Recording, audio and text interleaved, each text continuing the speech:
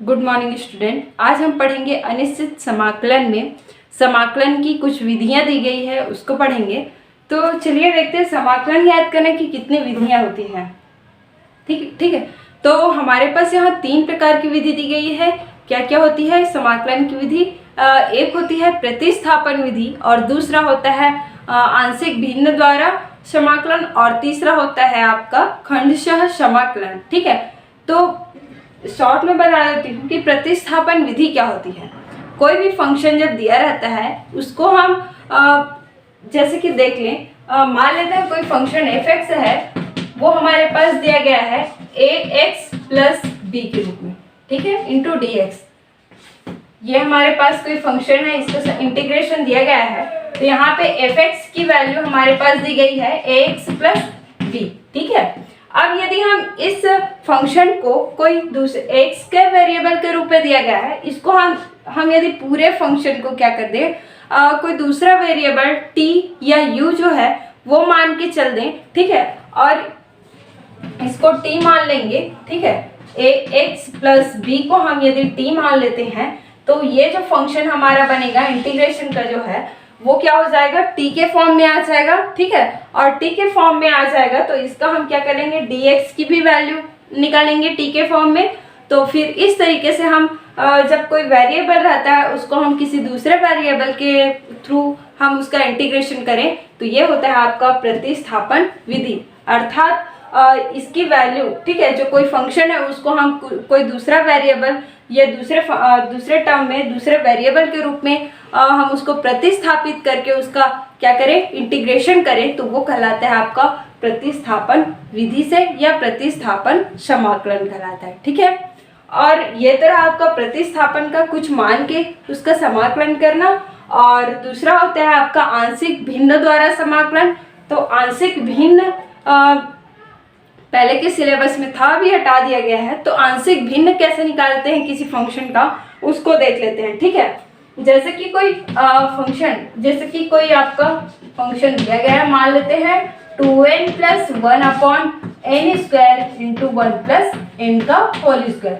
ये आपका मान लो कोई फंक्शन दिया गया है, या n के जगह में हम x की बात करें तो x भी ले सकते हैं यहाँ पे, ठीक है, क्योंकि x आपका वेरिएबल हो जाएगा और n आपका क्या हो जाएगा, n यहाँ पे आपका कांस्टेंट हो जाएगा।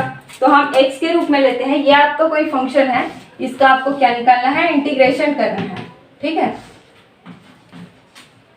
इसका इंटीग्रेशन करना है आपको किसके रिस्पेक्ट में, x के रिस्पेक्ट में। तो चलिए इसका हम करते हैं, कैसे करेंगे, आंशिक भिन्न द्वारा। तो सबसे पहले हम इस फंक्शन का आंशिक भिन्न निकालेंगे, f(x) का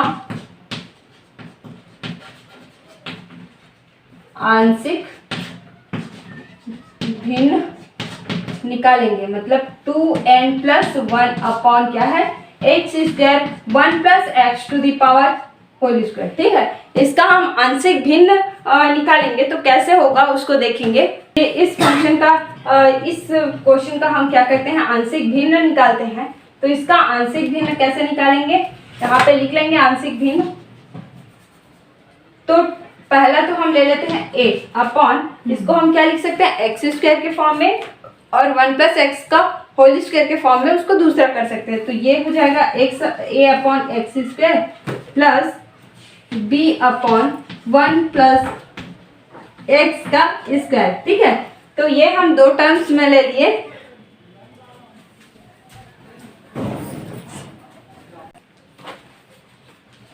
चलिए तो इसका देखेंगे आंशिक भिन्न क्या होगा।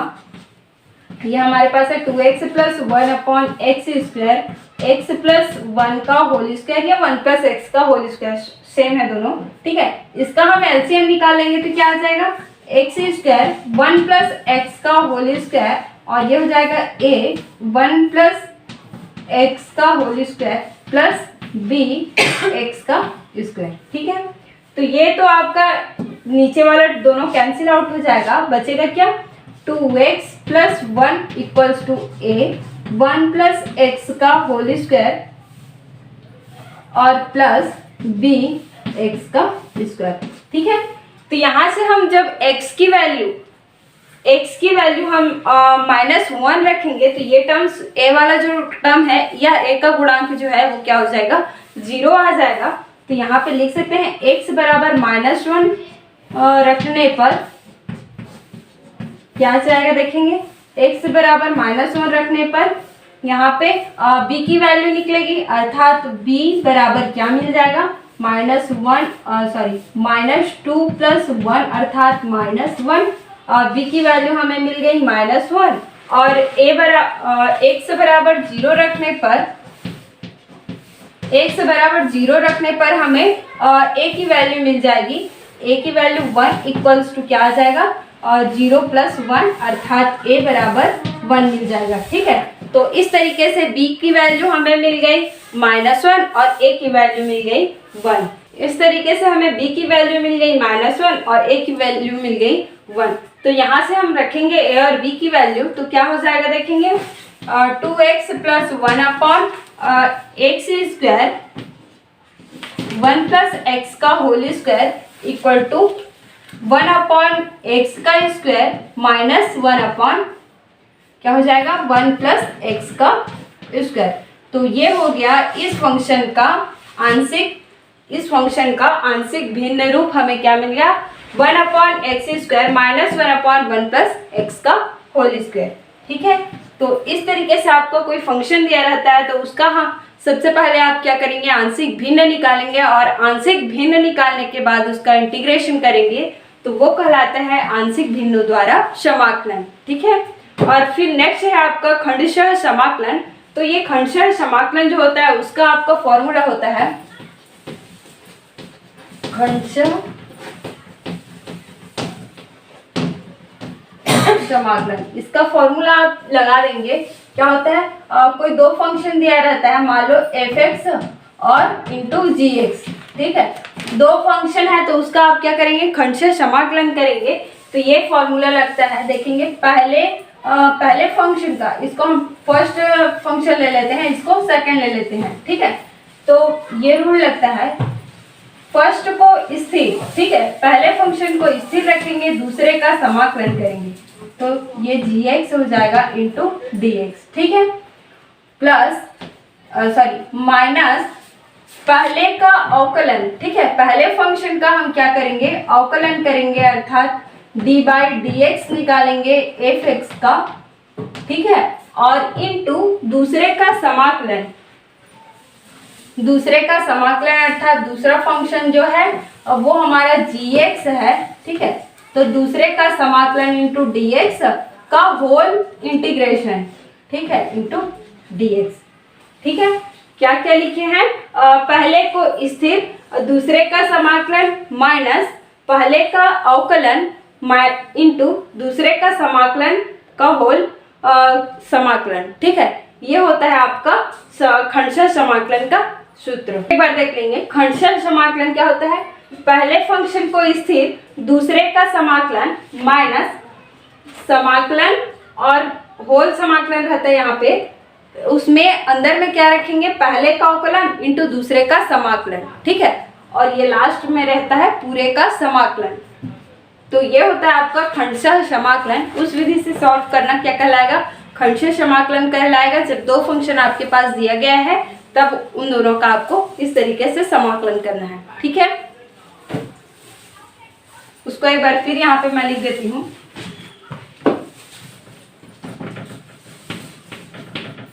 खंडशः समाकलन, पहले फंक्शन को स्थिर, दूसरे का समाकलन gx dx माइनस होल समाकलन रहता है, पहले का अवकलन d/dx और ये हो गया f(x). ठीक है, और यहाँ पे समाकलन रहेगा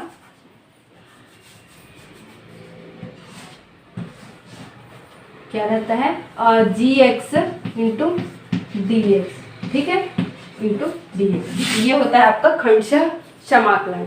ठीक है, तो ये तो आपकी 3 विधि दी गई है।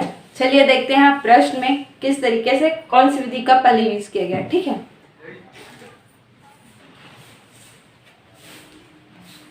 चलिए देखते हैं प्रश्नावली 18.2 का पहला प्रश्न दिया गया है, मूल्यांकन कीजिए। आपका क्वेश्चन है integration 2x plus 9 to the power 5 into D x. ठीक है, x के रिस्पेक्ट में इस फंक्शन का आपको क्या करना है, इंटीग्रेशन करना है।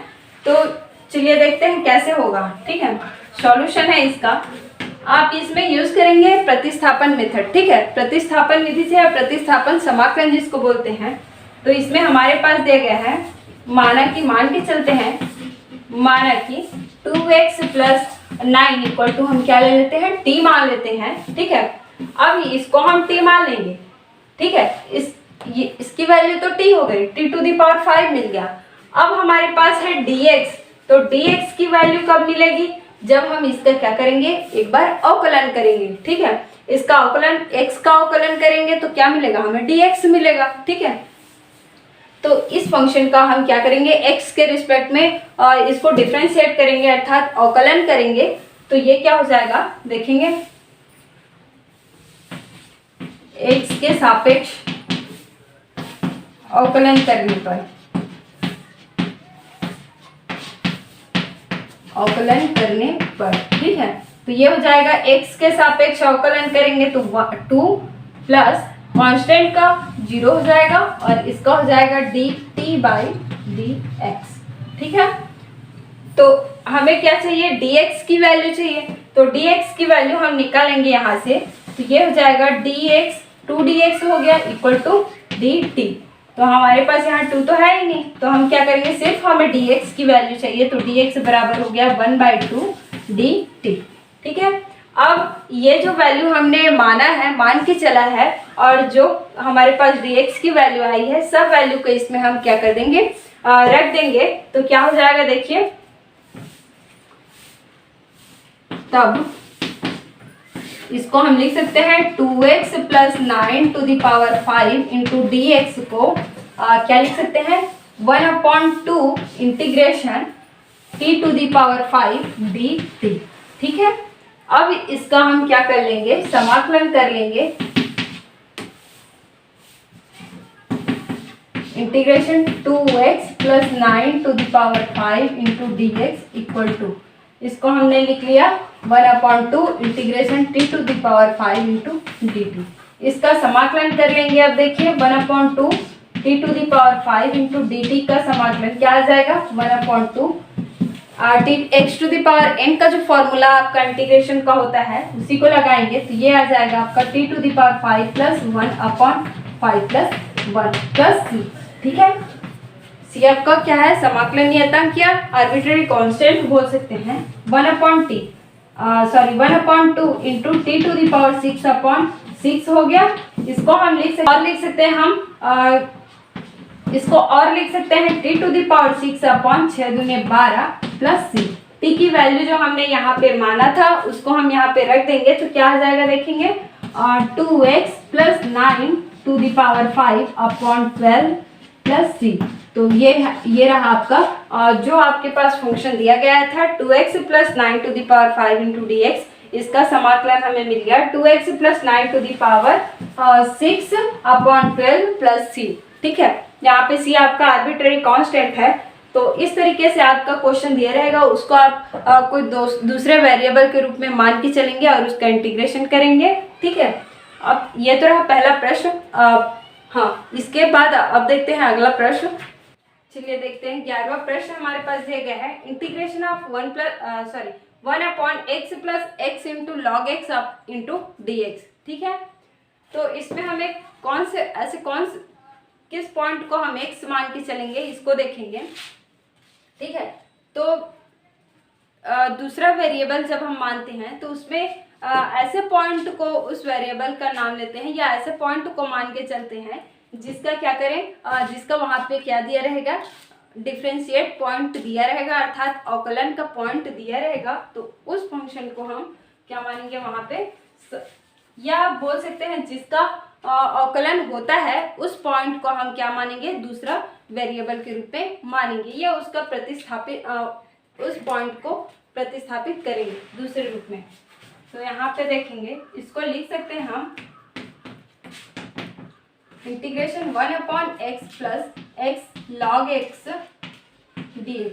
इस पॉइंट को हम लिख सकते हैं, देखिए x दोनों में है ना, तो इसको हम कॉमन निकाल देंगे, तो ये हो जाएगा x into 1 plus log x dx। ठीक है, तो देखिए कौन एक 1/x को हम t मानेंगे या 1/1 प्लस लॉग x, या फिर x इंटू x को t मानेंगे या 1 प्लस लॉग x को t मानेंगे। ठीक है, तो हमें ऐसे पॉइंट को t मान के चलना है जिसका अवकलन होता है, और होता है तो यहाँ पे दिया रहेगा तब भी ठीक है, नहीं दिया रहेगा तो वैल्यू निकालेंगे। ठीक है, और दिया है तब तो बहुत अच्छी बात है। ठीक है, या जिसका अवकलन होता है, तो यहाँ पे हम 1 प्लस लॉग एक्स को t मान के चलते हैं। माना 1 plus log x equal to T.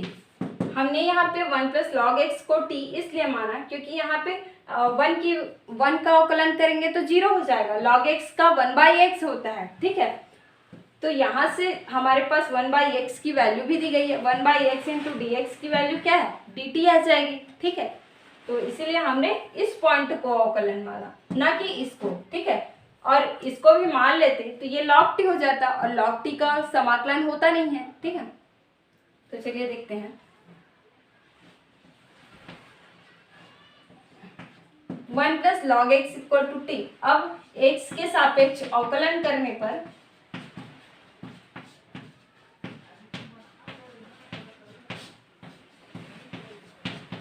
x के सापेक्ष अवकलन करेंगे तो 1 का तो 0 हो जाएगा। ठीक है, प्लस लॉग x का 1/x इंटू dx भी लिख सकते हैं। ठीक है, या इसको लिख सकते हैं dt अपॉन dx, इसको लिख सकते हैं 1/x dx equal to dt।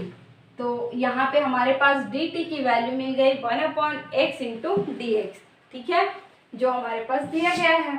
अब यहाँ से लिख सकते हैं 1/x into 1 plus log x dx equal to हम लिख सकते हैं